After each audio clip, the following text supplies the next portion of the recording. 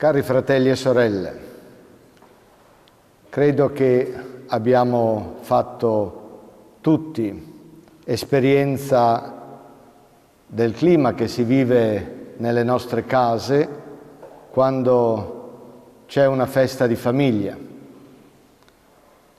Si sospendono le attività ordinarie, le tensioni e le preoccupazioni si allentano, si scherza e si ride volentieri, si parla del più e del meno, magari richiamando vicende, persone del passato o anche del presente.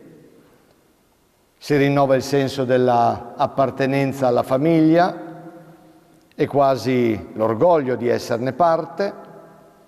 Ci si sente rafforzati nella propria identità, nel valore della vita e nella gioia di esserci. Quando la festa è passata, ci si ritrova rinfrancati e quasi desiderosi di riprendere la vita ordinaria con nuovo slancio e con spirito fiducioso e determinato.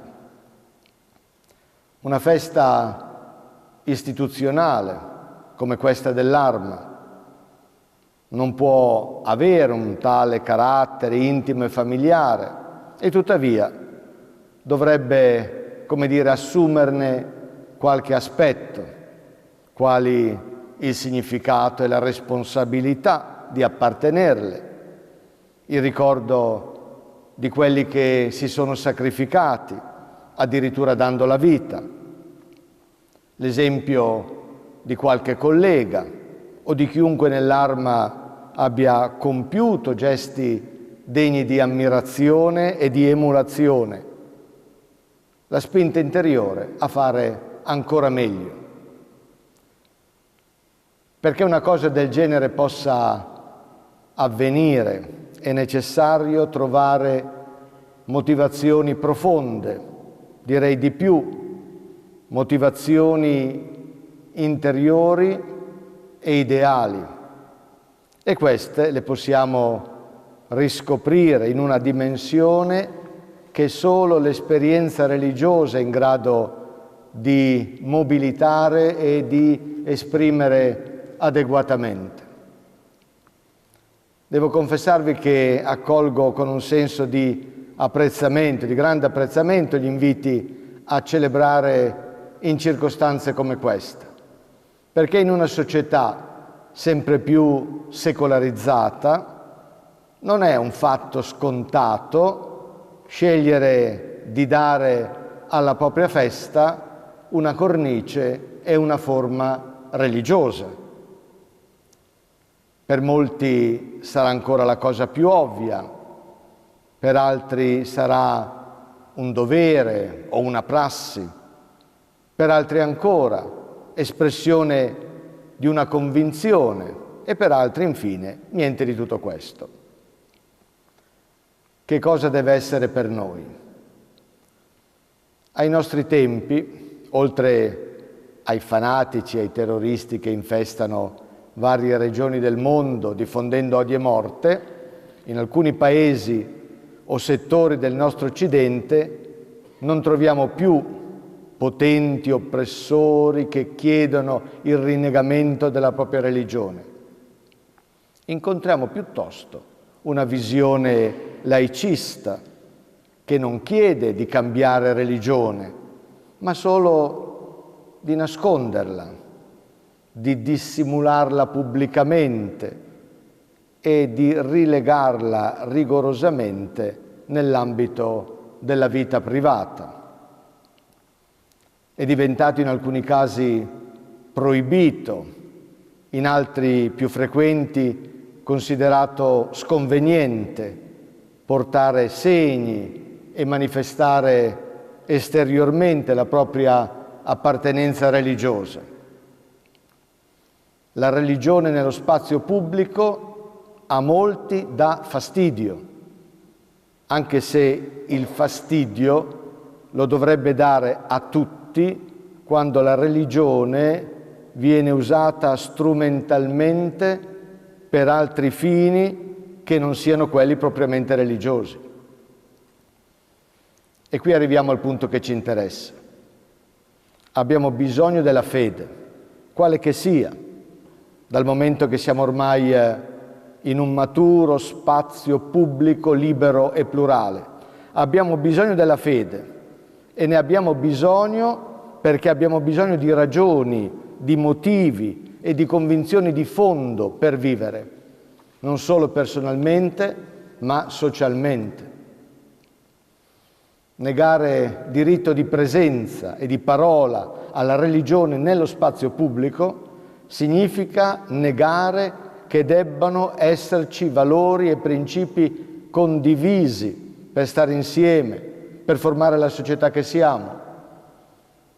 E invece una società priva di tale patrimonio condiviso non sopravvive a se stessa. Lo constatiamo nel nostro Paese, che con la Carta Costituzionale consente a noi italiani di riconoscerci e di trovarvi fondamento e unità per la nostra democrazia. Ma in quella Carta ci sono principi e valori che sono nutriti alla fin fine dalle nostre fedi, dalle nostre visioni del mondo e dal fondamento ultimo a cui affidiamo la nostra vita. Non si vive di sole regole, ma prima ancora dei motivi che ci convincono che è necessario per il bene di tutti che ci siano quelle regole e che noi dobbiamo osservarle. Per tali ragioni apprezzo sempre di celebrare in queste occasioni, perché non intendo compiere e far compiere un gesto devoto e bigotto, ma un atto religioso in cui si esprime quanto di più profondo e vero sta al cuore della nostra vita e del nostro stare insieme, ciò in cui ancora largamente ci riconosciamo, nel rispetto più profondo per chi si riconosca in altro. Parlare di Gesù e parlare di Maria allora non stona con una responsabilità sociale e istituzionale, perché nell'uno e nell'altra riconosciamo le presenze e gli ideali che muovono la nostra vita, che ci danno convinzione, forza, speranza, coraggio. E oggi in particolare riconosciamo la virtù della fedeltà, espressione diretta dell'autenticità della fede. Fedeltà nella coppia e nella famiglia, fedeltà nel lavoro e nell'esercizio di responsabilità pubbliche, fedeltà collettiva a una identità da cui unicamente trarre forza per affrontare le sfide del tempo presente. Attorno a queste cose, anche una festa istituzionale come quella di oggi può far respirare qualcosa di familiare, perché c'è famiglia là dove ritroviamo le persone, i valori e i sentimenti che ci riscaldano il cuore e danno un'emozione gioiosa e un senso di futuro alla nostra vita. Amen.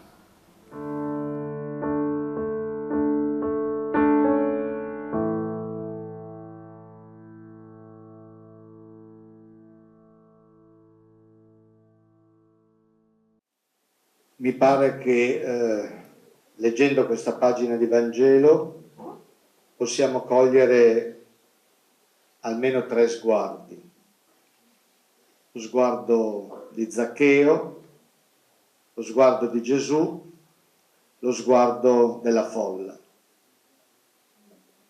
Tutti e 3 questi sguardi hanno di che insegnarci alcune cose. Il primo sguardo è quello di Zaccheo, che è il capo dei pubblicani. I pubblicani erano degli ebrei che riscuotevano le imposte in nome e per conto dei romani ed erano odiatissimi dagli altri ebrei perché collaboravano con i romani che occupavano allora la Palestina.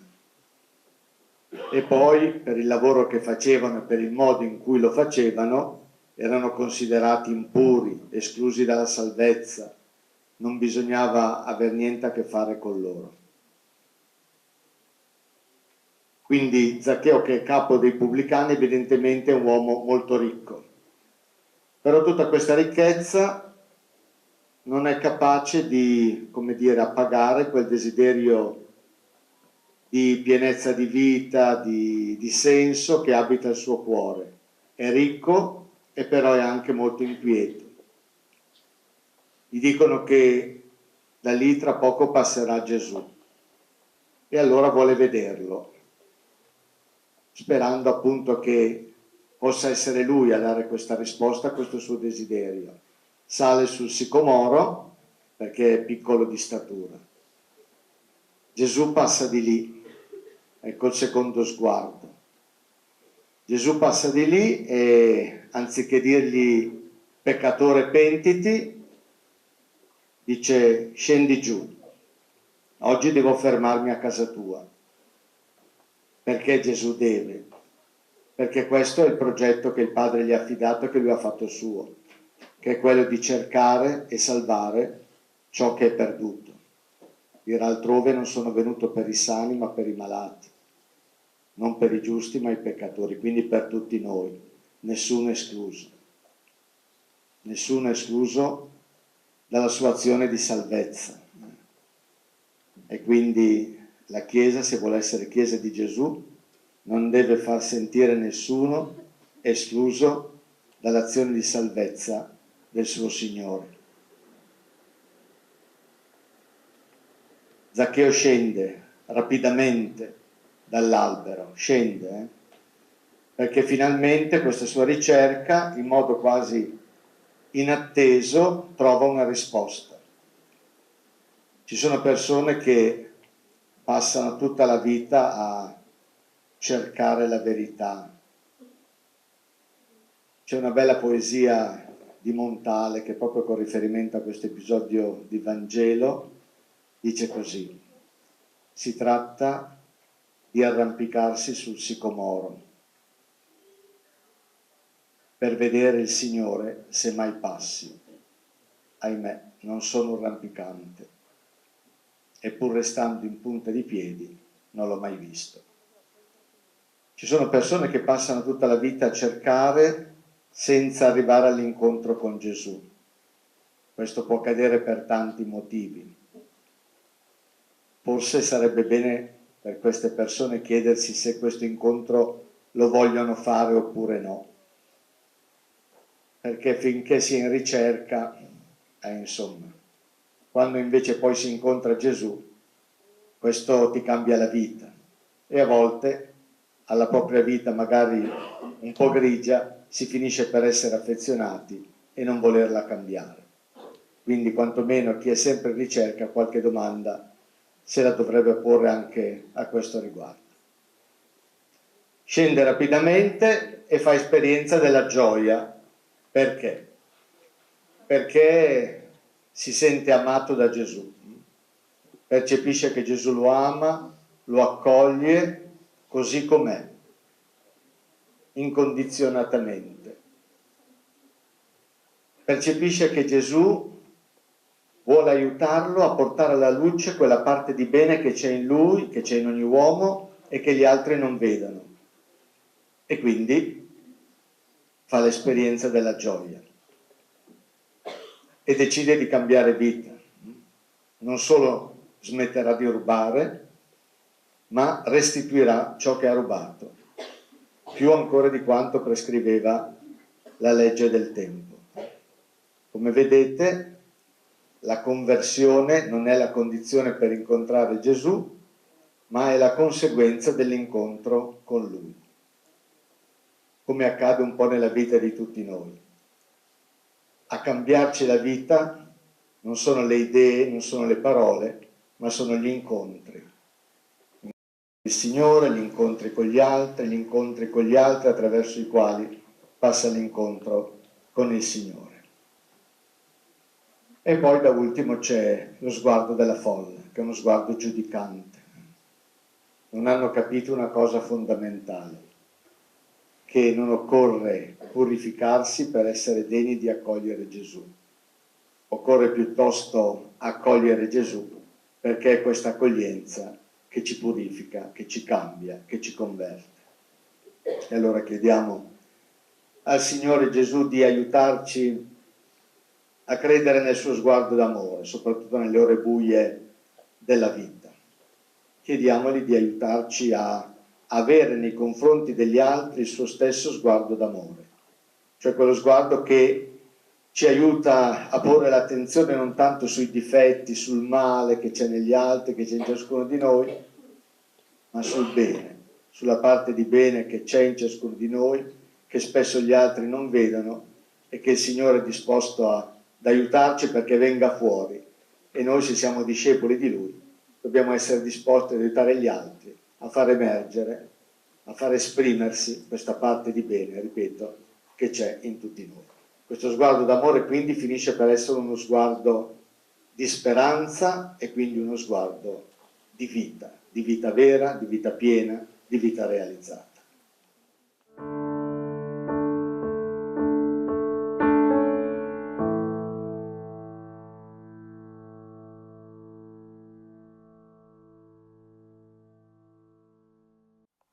In previsione dell'apertura dell'anno giubilare, ho scritto a tutta la diocesi una lettera cui rinvio per non ripetermi. Questa sera vorrei condividere con voi alcuni dati che ci provengono da recenti indagini sociologiche e vorrei condividere con voi una lettura in positivo, quindi aperta al futuro e ricca di speranza, di questi dati che certamente fanno pensare. Ebbene, un'indagine recentissima del Censis, commissionata dalla CEI, ci dice che il 70% degli italiani si dichiara cattolico. All'interno di questo 70%, il 15% si dichiara praticante con fedeltà, il 35% si dichiara praticante saltuariamente e il 20% si dichiara non praticante. Queste percentuali cambiano se prendiamo come campione le persone che vanno dai 18 ai 34 anni. Qui i dati sono diversi e indicano chiaramente una tendenza. Intanto coloro che si dichiarano cattolici non sono più il 70 ma il 58% e coloro che si dichiarano praticanti non sono più il 15%, praticanti con fedeltà, non sono più il 15% ma l'11%. Ripeto, sono dati che dicono una tendenza. Poi è stato chiesto agli intervistati se avevano meno fiducia nei preti.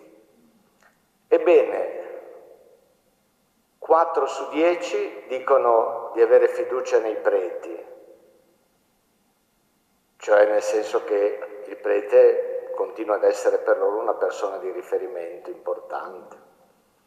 2 non si esprimono, altri 4 dicono assolutamente no. Non ho nessuna fiducia nei preti, quindi non sono per me delle figure di riferimento. Certamente su questi dati ultimi hanno influito gli abusi, gli scandali per abusi che si sono avuti anche nel nostro paese come in tanti altri paesi purtroppo. Un altro dato, questo però ci proviene da una indagine dell'Osservatorio Giovanni Tognolo, riguarda le donne. Le giovani che si autodefiniscono cattoliche nel 2013 erano il 61%, Nel 2023, quindi 10 anni dopo, le giovani che si autodefiniscono cattoliche sono diventate il 39%. Le ragazze che si ritengono atee nel 13 erano il 12%, nel 23 il 39%. Ecco, questi sono i dati. Ora, di fronte a questi dati si possono avere, come dire, varie reazioni. Lo sconforto, la Chiesa ormai sta morendo, oppure la ricerca dei colpevoli. Perché è accaduto questo? Secondo me perché, eccetera, eccetera. Oppure la nostalgia del passato. Ah, una volta, sì che cosa? Leggiamo la storia della Chiesa. Se leggiamo la storia della Chiesa, evitiamo di dire delle fregnacce.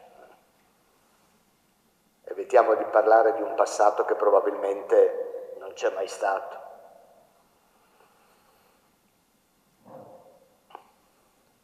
Vi dicevo, questa sera vorrei invece condividere con voi una lettura in positivo di questi dati, una lettura aperta al futuro, una lettura ricca di speranza, secondo me una lettura sapienziale. Con una premessa. La premessa è che, come dice Papa Francesco, non viviamo un'epoca di cambiamenti, ma un cambiamento d'epoca. Cioè dire, viviamo un tempo di profondi mutamenti culturali, direi di più, antropologici. E questi mutamenti incidono, non possono non incidere, sul modo di vivere il rapporto con Dio, il rapporto con gli altri, l'appartenenza ecclesiale, il cammino di crescita interiore.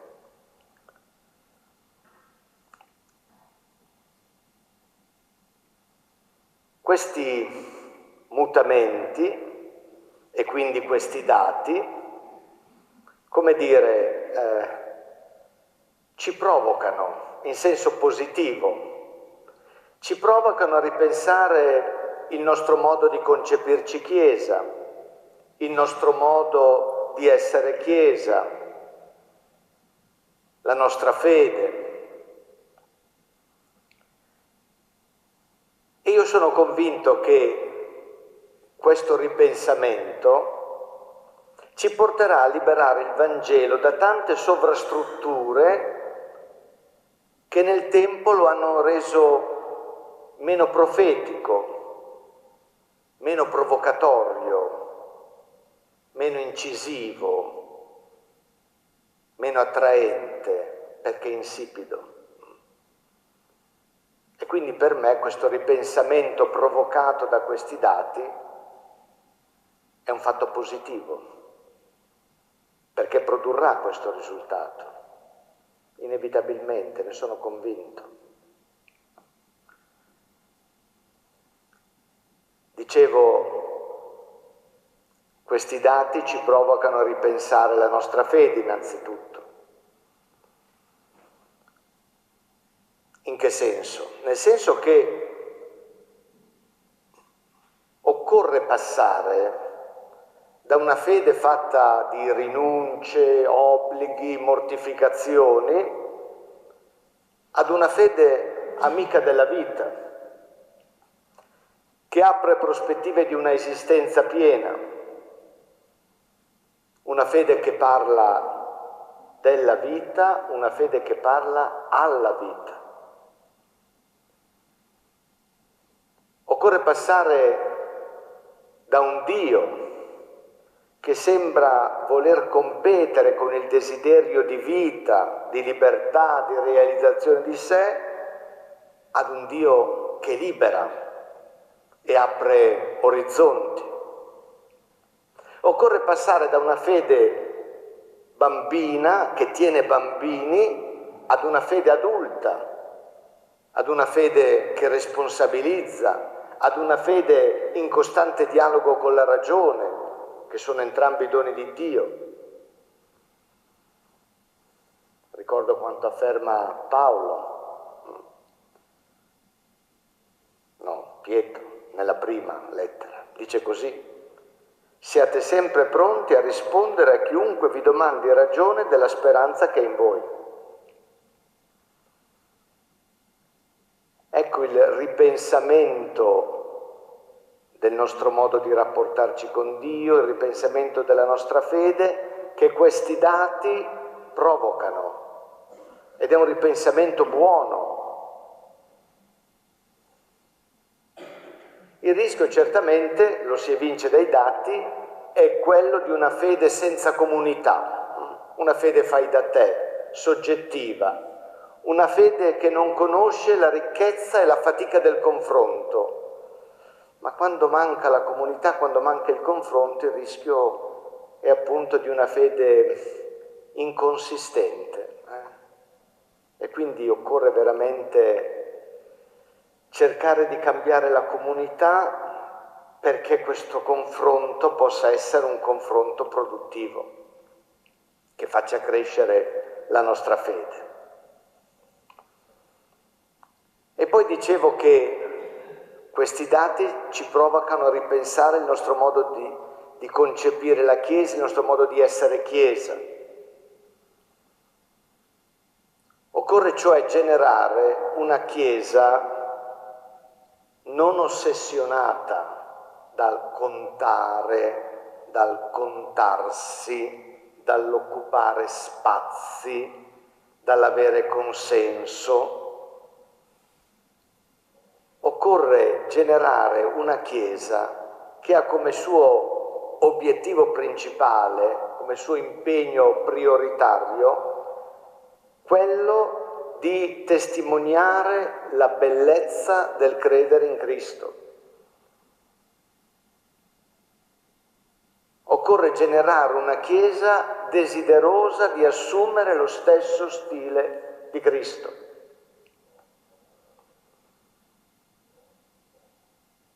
Occorre poi generare una Chiesa sinodale in missione. Ecco a cosa ci provocano questi dati. Generare una Chiesa sinodale in missione. Cosa vuol dire sinodale? Vuol dire che occorre passare dalla collaborazione alla coelaborazione o corresponsabilità. Nella collaborazione c'è un'autorità che decide e poi ci sono tutta una serie di persone, solitamente l'autorità ecclesiastica, e poi tutta una serie di persone che concorrono nel dare volti concreti alla decisione assunta dall'autorità. Nella coelaborazione o corresponsabilità, il momento della condivisione avviene già durante la fase del discernimento, cioè durante la fase previa, prima che la decisione venga assunta. È un passaggio importante. E poi una Chiesa in missione, discepoli missionari, così Papa Francesco ama definire i battezzati. Non attori della missione da una parte e destinatari della missione dall'altra, ma tutti attori e tutti destinatari, perché tutti portatori dell'annuncio e tutti bisognosi di conversione.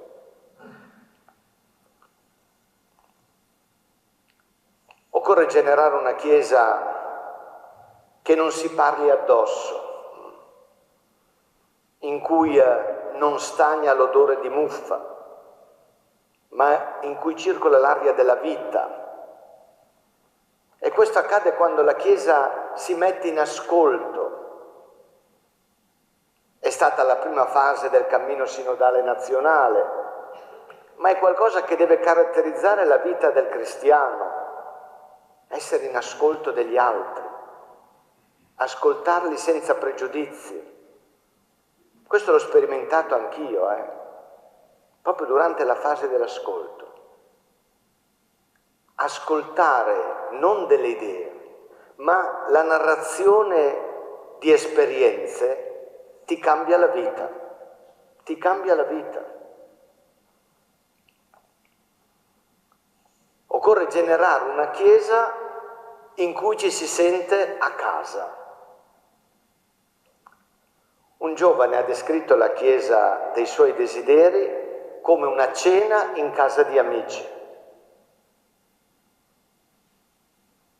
Nella cena in casa di amici c'è calore, c'è legame, c'è l'emozione di trovarsi insieme, di raccontare e di raccontarsi, di discutere di tutto con libertà, senza temere che un'opinione prevalga sull'altra, ma dove il desiderio di capirsi rende ciascuno quasi custode della parte di verità che avverte nel parere dell'altro. In una cena in casa di amici si respira una leggerezza che non rende superficiali, ma rende creativi.